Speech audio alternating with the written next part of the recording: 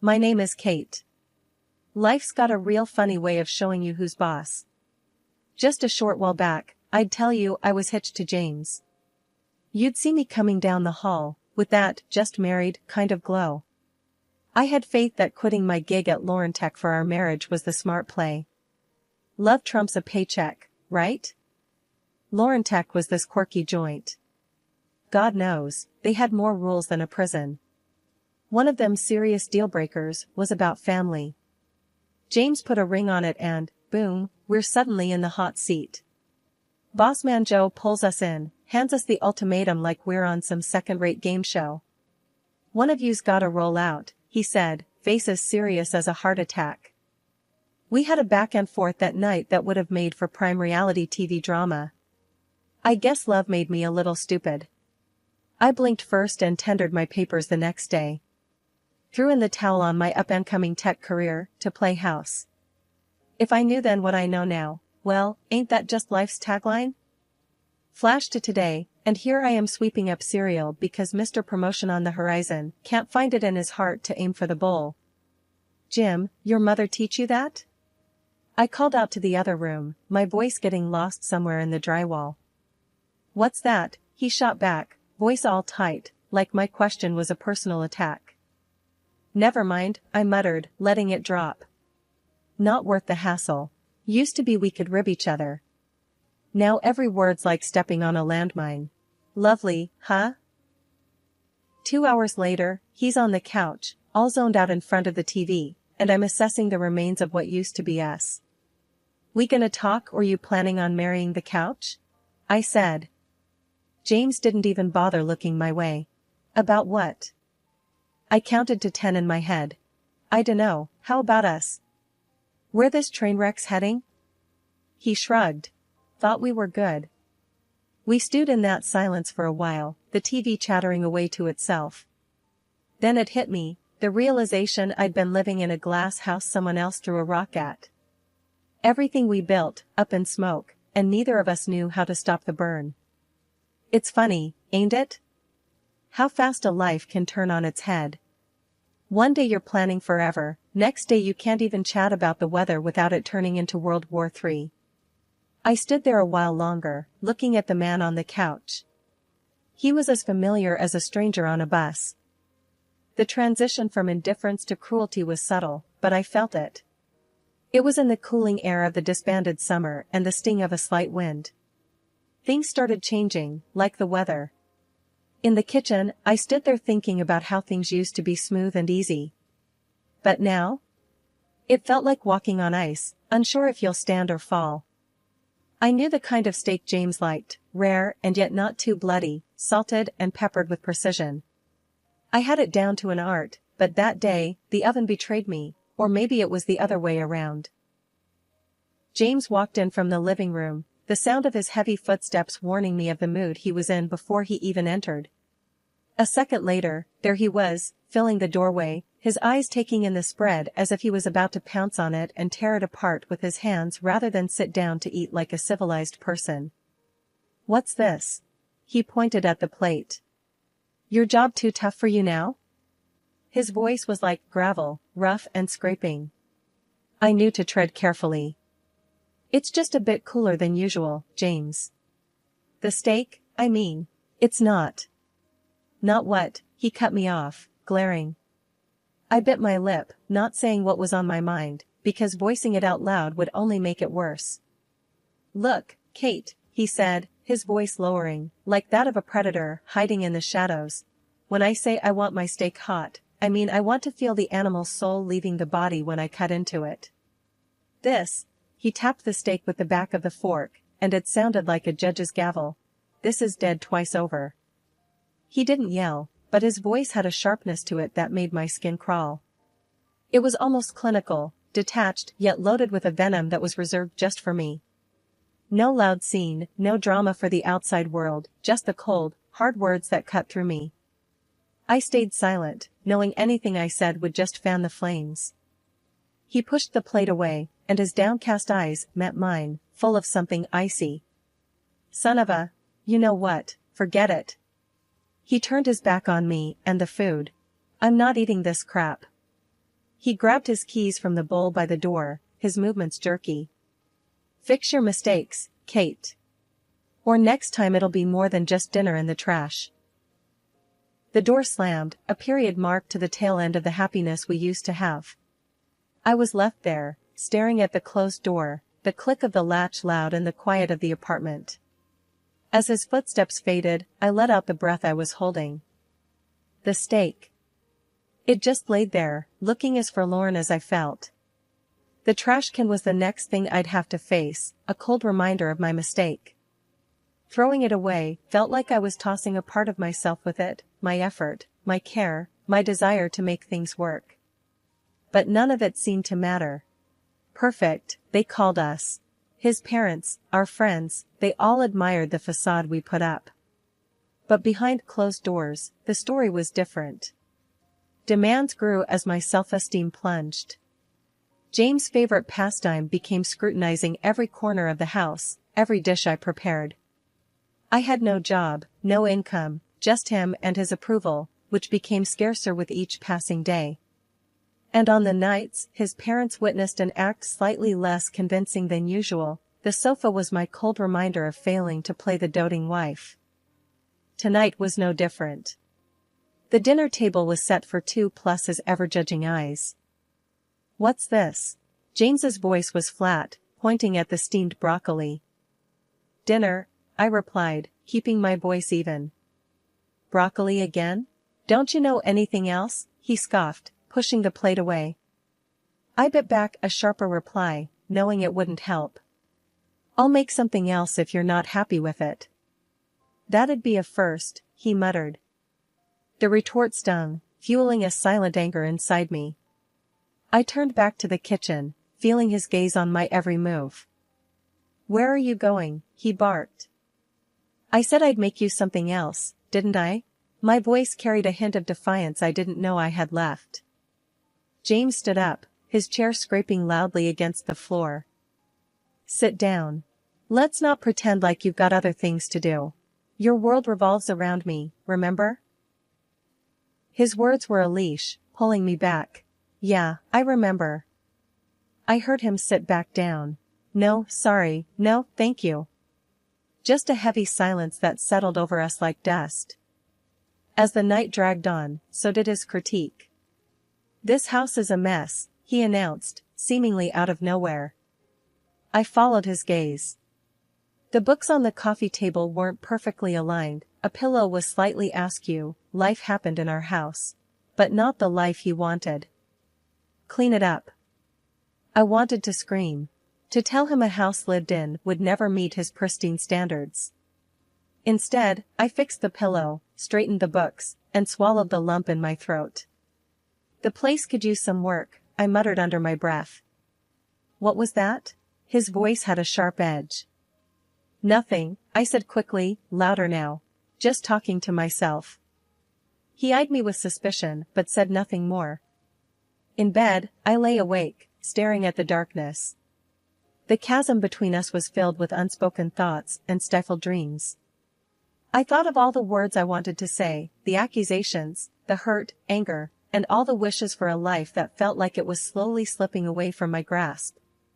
I was tethered, bound by invisible chains of dependency and fear. "Perfect," they said. But perfect was just a word, and words were the cheapest currency in the economy of our sham of a marriage. So there I was, just a regular day heading back from the store, arms loaded with groceries. Never did it cross my mind that a bit of ice on the sidewalk would land me square on my rear, but life's got a twisted sense of humor, doesn't it? Down I went with a nasty slip, and the pain shot right through my leg like nothing I've felt before. I tried to get up, but no dice. My leg was having none of it, throbbing like mad. That's when a couple of folks came rushing over. "You all right?" they asked. Must have seen the whole clumsy show. Trying to keep my cool, I just nodded. "I think I busted my leg." They didn't think twice, and hailed down a cab to whisk me to the hospital. At the ER, it was a circus. Nurses took their sweet time before a doc finally got to me. He had just one look at my leg and his face said it all before his mouth did. "It's broken," he told me, matter of fact like he was talking about the weather. I grimaced, not at the news, but at the thought of facing James with this. While waiting for the docs to do their thing, I figured I should let my husband know, but the dude didn't pick up his phone. Sent him a text, broke my leg, at the hospital, short and sweet, but not even a peep back from him. Turns out, I was stuck there till morning, and the hospital was no hotel, that's for sure. All I got was cold coffee and a nurse who seemed like she'd rather be anywhere else. As soon as I could hobble, they shoved some papers at me to sign and sent me packing in a cab. Back home, the cast was as white as the snow outside and twice as annoying. James was waiting, his face like a thundercloud ready to burst. "No, how you doing or what happened?" he just goes. "Where's dinner?" Really? I'm standing there on crutches, leg in a cast, and he's all mad about dinner? I snapped back. "What do you think, I went dancing? Look at my leg." But he's on a roll, acting like I did it on purpose. "You always have excuses," he sneered. "Can't even do the one thing you're supposed to." Can you believe that? After a night in the ER, all he cared about was his stupid dinner. The whole thing was too much. There I was, hurt and shaking, and he couldn't care less. The air was as cold as that patch of ice I'd slipped on, and I knew right then, this was more than just a broken leg. It was like the ice under us had cracked wide open. I hauled myself toward the kitchen table, crutch by crutch, as if every step was a mile. I was cooking dinner for my beloved husband, it's funny. The bin was near overflowing, and I'd missed it. It was a tiny slip-up, but with James, nothing was ever tiny. "What's this now?" James barked, catching the sight of the unemptied bin. "You're home all day, and you can't even manage the simplest tasks." He stormed over, all bluster and rage, and with one swift motion, toppled the bin, its contents sprawling like a small-scale disaster at my feet. "Clean it up," he thundered. My fingers shook as I reached down, but not from the physical pain of my injury. It was something deeper, a crack in something that had once been whole. That night was sleepless, the echoes of his voice, blending with the hot sting of tears. Morning came with no comfort, just the light revealing the mess of last night. I sat at the kitchen table, papers in front of me, the sound of coffee dripping in the background. James stumbled in, the stink of beer still on him from last night. "Morning," he growled, his voice like gravel. "What's for breakfast?" I pushed the papers toward him. "I've got your breakfast right here."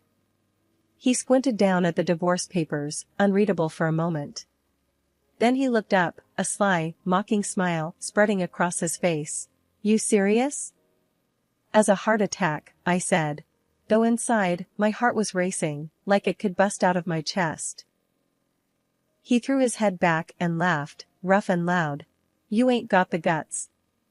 I clenched my jaw. My voice came out low and steadfast. "Already did it. Just need your sign-off." He leaned down, face inches from mine. "You think you can survive without me? You're a broken bird, can't even take out the trash." "I'm done talking, James," I said, meeting his stare. "Sign the papers, or I'll have the law make you sign." He scoffed, grabbed the pen with a squeezed grip, and scrawled his name, each stroke heavy and deliberate. He threw the pen down like it was on fire. "Good luck, darling," he sneered. "You'll be crawling back, before the month's up." But I wouldn't. I couldn't. This was my line in the sand, the overflowing bin that couldn't take more trash, more lies. Despite everything, I smiled, because that paper felt like the first step on crutches toward a different life. "Crawling's not my style," I said quietly. When I opened my eyes the next morning, everything was too quiet. Too calm. It was weird waking up to silence when inside, I felt like everything was about to blow. That's when he told me. Over a cup of coffee, he said we had to get the property split locked down. And, oh boy, he already had a lawyer in mind. Some hotshot in the city, near Lauren Tech. "You coming with me?" he said, not asking. "We'll get this done today." I really didn't have much of a say with my leg all broken and useless, so I just nodded. He helped me into the car, propped up my cast, and off we went. Everything was fine, normal even, until it wasn't. We were zipping down the highway, the city in the distance, like a bunch of toy buildings. Then he pulled over, sudden-like. Said the wheel needed air. "I'll check it out," he mumbled. The next thing I know, he told me to get out of the car. "Just want to make sure we are safe." His tone was off, and not in a good way. But I got out, leaning on the car for support and feeling every bit as fragile as my plastered leg. He fiddled around by the tires for a minute, and then, without any kind of warning, hopped back in and hit the gas. I mean, he took off so fast I barely had time to shout. So there I was, out in the middle of nowhere with nothing but the sound of his car disappearing down the highway. I couldn't believe it. Was this really happening? I didn't have to think twice. My phone was in my hand, and I was hitting record. When he picked up, he was all smug. I've never hated the sound of a voice more. "Come back," I yelled. "This isn't funny." But he just laughed. Actually laughed. Said something about me getting what I deserved for wanting a divorce. Can you believe that? The line went dead, and the weight of what just happened slammed into me like a brick wall. I stood there on the side of the road, watching the taillights of his car disappear into a blurred speck in the distance. I was alone, miles from anything that resembled civilization. The chill in my bones went deeper than the winter's touch. It was the harsh truth gnawing at me. I was truly on my own. Cars whizzed by, each one felt like a sting. None of them stopped. Why would they? It's not their drama, not their craziness to deal with. I was just some woman on crutches on the side of the road to them. The chill was setting in, biting through my jacket as the minutes dragged on. There wasn't a soul in sight until a gorgeous Jeep truck rattled to a halt beside me. Behind the wheel was the one I least expected to see here. My former boss, Joe. As the car's heater blasted warm air, I could feel my cheeks and hands start to regain some feeling. Joe glanced over at me, his brow heavy with concern. "You look like crap, Kate, you know that?" he said, gruff, but kindly. "Why the hell didn't you call someone?" I shrugged, feeling the weight of the situation press down on me. "Thought I could handle it," I muttered, my voice barely above a whisper. "He left you on the side of the road with a broken leg?" His voice rose, incredulous and angry. "That James is a damn coward." I nodded, hugging myself tighter as I remembered the icy wind and the pain. "Yeah, I guess he is." We reached Lauren Tech, and Joe practically carried me up to the 5th floor.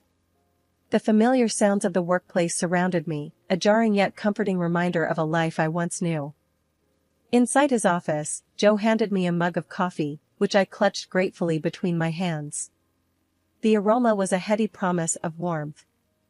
"Thanks, Joe," I said after taking a tentative sip. The coffee was strong, just the way I liked it, a sharp contrast to the bitter cold I had endured. He grunted, pacing back and forth like a caged animal. "Can't believe that bastard.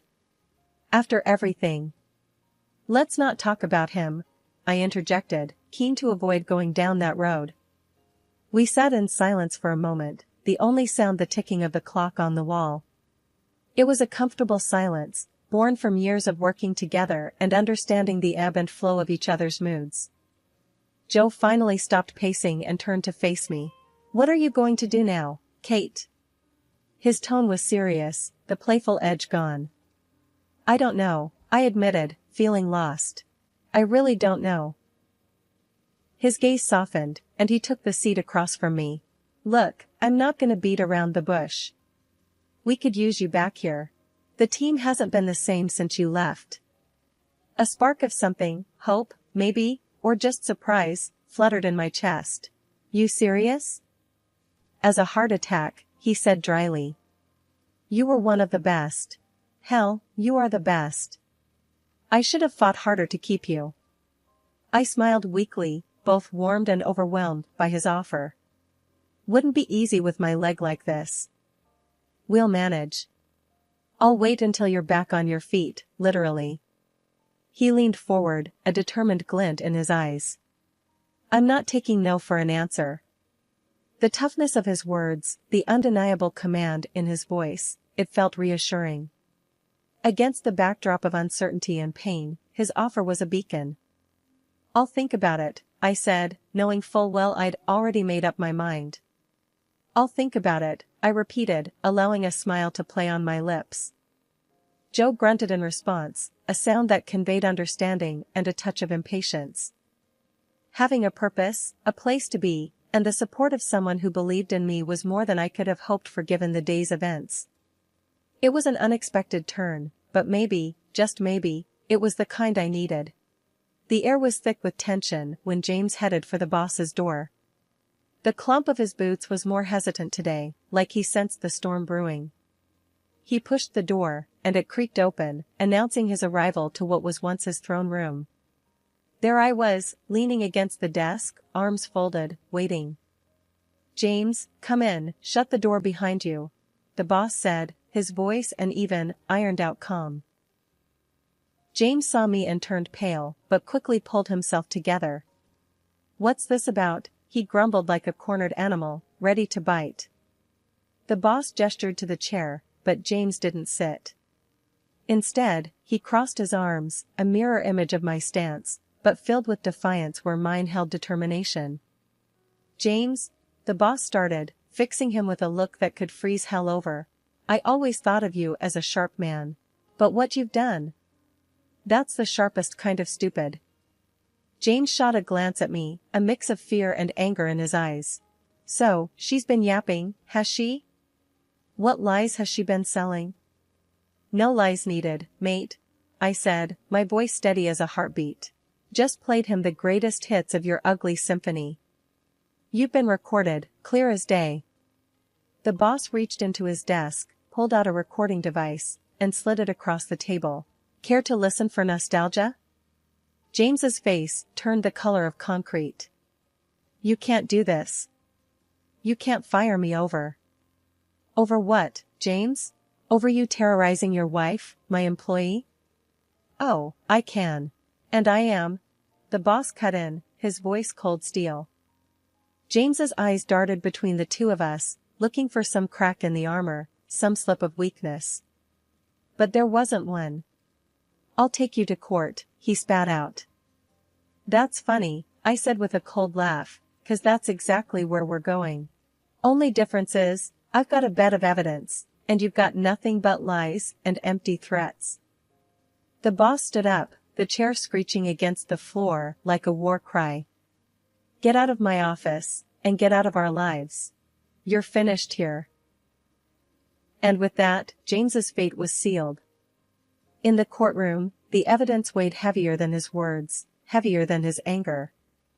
The judge didn't hesitate, hitting the gavel like a nail in the coffin of our married life. "Sentence you to pay the compensation, and this court grants the separation," the judge announced, and it was like the first breath of spring air, chilly but promising blooms. Back at the job, I slid into the familiar groove of my work, but with a new shine on it. I wasn't just doing tasks, I was rebuilding. Every keystroke was a brick, every good morning mortar, every completed project a pillar in the house of my new life. "Kate," my colleague Mark said, breaking my concentration. "Must feel weird, huh? Getting everything back?" I swiveled in my chair, facing him. "Weird doesn't start to cover it, Mark. Feels like I've come back from the dead." Mark chuckled, his laughter rumbling like an old pickup truck. "Zombie Kate, back for revenge." I cracked a smile. "Something like that. Only this time I'm not taking any crap from anyone. No more Mrs. Nice Gal." "That's the spirit. You know, we all got your back here, no matter what." I nodded. The warmth in the office was more than the heating. It was the camaraderie, a shared fortress against any storm that might come.